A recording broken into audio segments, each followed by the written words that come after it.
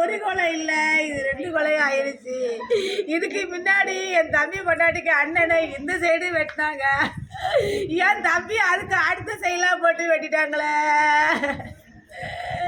இதுக்கு எங்களுக்கு என்ன உரிமை கிடைக்கும்? என்ன உரிமை கிடைக்கும்? எங்களுக்கு அதுக்கு ஏதாச்சும் ஒரு வழியை காட்டணும்.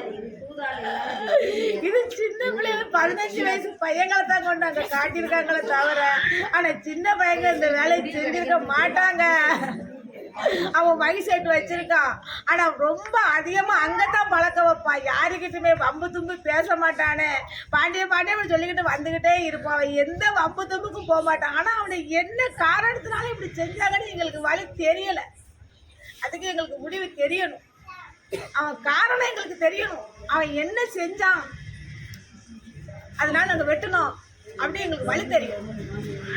இல்லை இந்த தாத்தப்பட்ட சமுதாயம்